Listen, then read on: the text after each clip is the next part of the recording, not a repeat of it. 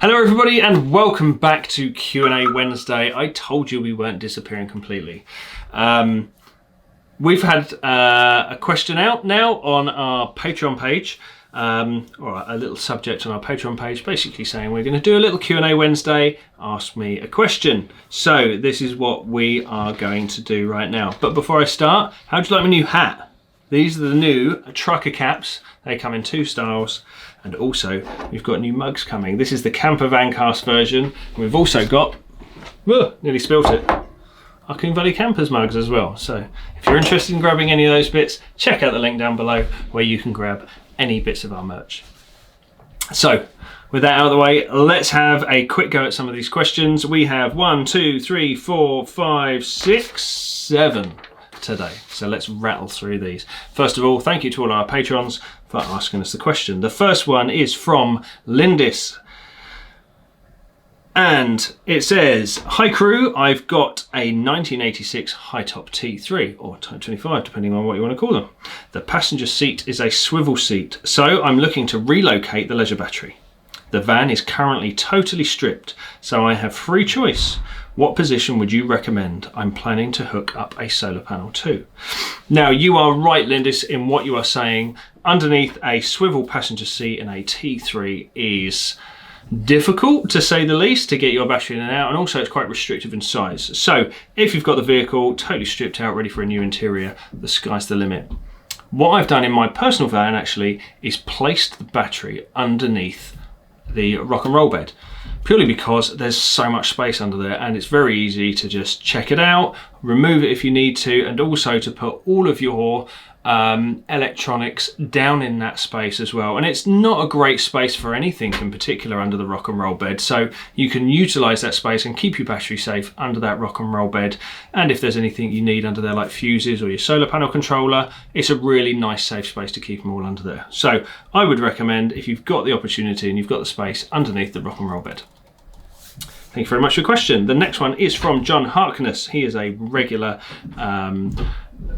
person who asked the question, so it's very nice to hear from you again, John. He says, "Hi, what solutions do you recommend for removable tables within campervans, in brackets VWT6? We're not fans of the standard kitchens." I guess by that he means one long kitchen down one side of a campervan. "We've gone for the handcrafted bespoke approach, yet are looking for a robust, lightweight solution that looks good. Thanks."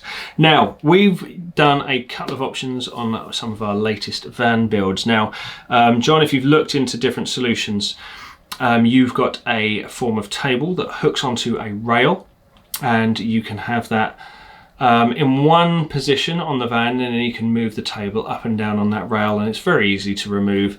And a folding leg stows away nice and slim, so you can put it maybe behind your driver or passenger seat in your van. That's a good option. Alternatively, there is the table with a central leg, and all of those parts are removable, so you can store away your table. Now, for the last van we've done, which is the long wheelbase T4, we used the Fiamma range of goodies, and that was the table base, which is the female receiver, the table leg, and then there's the female receiver for the floor. Now, that you actually have to drill into the floor, but you can have more than one, so you can have the table in more than one location. And also what we did with that van was use the Fiamma tripod fold-away legs. So if you want, you can actually remove the table from the van and put it outside using that tripod leg. So that's another good option. The third option I'm going to give you is using the, oh my gosh, I'm trying to think of the name now, Sequoia. Weird name for a table leg system, but the Sequoia table leg system basically works on a cam system. So in a van of old, you've got a huge receptacle in the floor, the female receptacle, and you put the leg in that, and normally it only gives you one position. The Sequoia leg means you don't have to drill a big hole in the floor of your van, because it screws directly onto the floor, and then your table leg sits in a cam and then gets removed, and you can put a little plastic cover on as well. But it works in the same way as a traditional central table leg type fan. So they're the solutions. Oh, fourth one, you can put a L-shaped or a dog leg shaped table in your vehicle and the mount for that would be on the B pillar next to the sliding door, and then the table can swing out like an old VW Westphalia table. So you can swing the table so it sits outside the van, you can swing it back in so it sits next to the sliding door, and then swing round again to sit in front of the passenger seat. So lots of different options there. If you'd like any links, let me know and I shall send them over to you, John. Next one is from Shay Leon, or Leon, sorry if I pronounced that incorrectly. He says, hi everyone, inexperienced at the beginning of my first conversion. I said Shay as in a he, it could have been a female, so again I apologise. To give room for mistakes and to avoid rust associated with self-drilling screws, I was thinking of using riv nuts all the way. In order to be able to find the riv nuts once they are covered, I was thinking of some skeleton made from 2x1s that I'll drill through. I hope this explanation is clear enough. If it is, please let me know what you think about this idea. If you ever do a live Q&A, perhaps analyse a design. Okay, so I'm going to take it from there that you're looking at mounting your interior into the vehicle and you want to be able to use riv nuts, and then you're going to build a skeleton of the whole interior using the 2x1s. Good idea, Shay. Absolutely good idea. We mount interiors to the insides of vehicles using riv nuts, and that is either into the floor or into the sides of the van, because some people choose to just use self-tapping screws into the side of the interior, and that's adequate, but not right, really. I wouldn't say that is right, because in the event of an accident, you want that interior to be as strong as possible, and also you don't want the interior rattling around. So using a riv nut, using a proper metal bracket and then a proper machine screw and or bolt is probably the best way you can affix an interior to the inside of your van. But yes, I am very interested in a live Q&A. Literally just filmed a podcast where we were speaking about potential live Q&As with different guests. So thank you for that suggestion. Next question is from Al Murray. He says, hi guys, we're planning on having a diesel heater which will be underslung and the hot air pipe into the van via under the driver's seat. I've bought a full electric kit from Rain and a low height battery and wondered if it's okay. if it's okay to have the hot pipe come in or near the battery, and if it's okay, will it need to be insulated? Also presume going up and over the battery with said pipe is a no-no. We've just done a very similar system actually. We have we had a T5 with a low height battery under the driver's seat, and we had the underslung heater, and what I did was use a bracket for the battery. I can't remember the name of the bracket, so ask me on Patreon, Al, where I got that bracket. And what that will do is actually use a clamp similar to a vehicle battery mount that would be under your bonnet, for example, and it clamps the battery under the driver's seat in a fixed position, very, very close to the interior side of the van, not the steering wheel side of the van. So you've got your seat base, it'll push that battery all the way back and mount it solidly, which will give you enough room at the front to route your heater pipe up and out of the seat.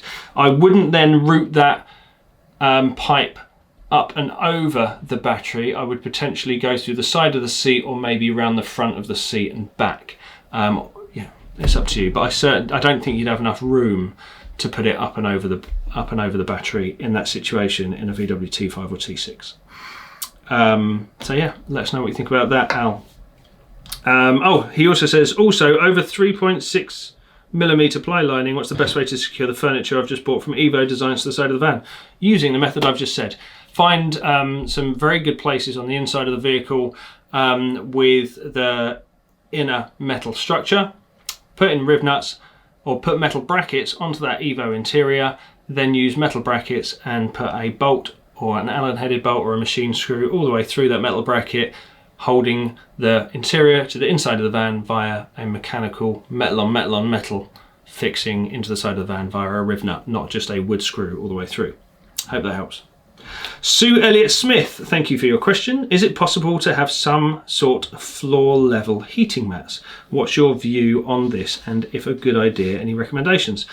Sue, I've never actually put any underfloor heating in any van, nor have I used an underfloor heating mat. I can see that it would be a fairly good benefit to have some nice floor heating. I've seen one vehicle with underfloor heating, but they actually removed it because it was actually designed for household. It was flexible underfloor heating. It was designed for household. All it did was heat up the floor and lift the lino flooring. So they removed it after all of that. So a heating mat, I believe if you can find one that doesn't consume much power, that'd be a great idea. Let me know if you find anything. I certainly haven't done any research into that before. So if you find anything, please let me know. I'm sure the other patrons and all the other viewers and listeners would love to find out. So thank you very much for that question, Sue. Another one from Shay. They say, probably not, but can marine plywood be used in a shower room? Removing the need for PVC. Any easier than PVC solutions for a shower room? I've seen plywood be used in a shower room and then it had either a PVC layer on top or it had a very good waterproofing type paint, like a bathroom paint or an exterior paint that's 100% waterproof. So it's a solution, Shay. I've never used plywood to make a shower with, so I wouldn't be able to comment. Last question is from Ollie Yago. I believe he's a friend of Dan's, actually. So hi Ollie. He says, hi guys, I hope you're all well and excited for the reopening of campsites. Yes, I really am. I'm about to start some electrics. Is there a brand of AGM battery you'd recommend for a capacity of around 110 amp hours? Brand, you can be quite specific. We don't use any one particular battery brand. However, if there's a battery brand out there that'd like to get in touch, we'd be very interested in learning more about you. What I would do, Ollie, is have a chat with the guys over at Rain Automotive, James in particular, or Richard, and they will be able to recommend you the best battery for your scenario. So that'll be low height battery you might need, and they'll be able to tell you the brand as well. I don't get too hung up with battery brands because it's more about the specific need you'll use one for. So if you tell the guys at Rain Automotive all the requirements that you have for a battery and all the equipment that you're going to be using with that leisure electric setup, they will recommend the best 110 amp hour battery for you. Or indeed, if you need 110 amp hour, you might need one that's less and therefore cheaper and smaller, or you might want one a bit bigger and potentially hook it up to a solar panel as well. So there you go. Thank you very much, everybody, for your questions. Once again, this is a workshop Wednesday. Then it's not. It's a Q&A Wednesday. Keep an eye on our social media. We will keep you updated with all of our goings on in the coming weeks, and we have just filmed the end of series 1, which is episode 10 of the Campervan cast, and we spoke with Dan from A-Plan Insurance. That's a really good one. So get on that. That's out tomorrow. If you're watching this on Wednesday what's the date today? Wednesday the 15th? Is that going to be about right? Yeah, Wednesday the 15th. On Thursday the 16th, there's going to be a brand new podcast out. And if you quote Coombe Valley Campers when you speak to A-Plan Insurance, they will give you a discount on your quote. So thanks again. We'll see you next time. Bye-bye.